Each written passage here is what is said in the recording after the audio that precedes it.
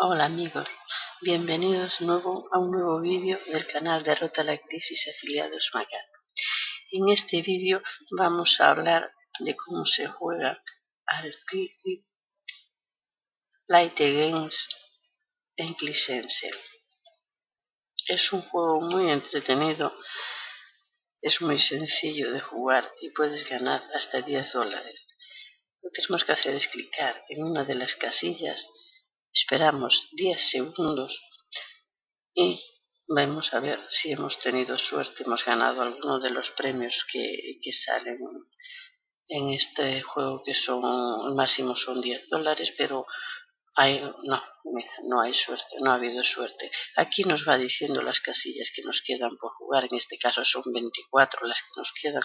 Hay un máximo de 30 diarias donde podemos probar a ver si conseguimos ganar ese premio de $10 o uno más pequeño.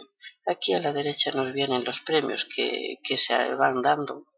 En este caso tenemos a alguien que ha ganado 0,50 céntimos de dólar, otros 25, 10, 0,10, 0,25 y así van diciéndonos los que han ido ganando premios. Aquí el Sulimahan 76 se ha llevado $1 y así relativamente nos van aplicando los que van ganando. Nosotros vamos haciendo del tiempo que dispongamos o los que queramos hacer hasta un total de 30 y bueno, probar suerte a ver si nos tocan los $10.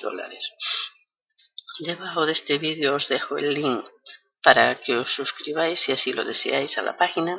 También os dejo el link del canal Derrota la Crisis, donde somos muchísimos afiliados y os aconsejo que os inscribáis también para formar parte de esta gran familia. Me ayudaría mucho que os suscribierais a mi canal y le dierais a me gusta al vídeo.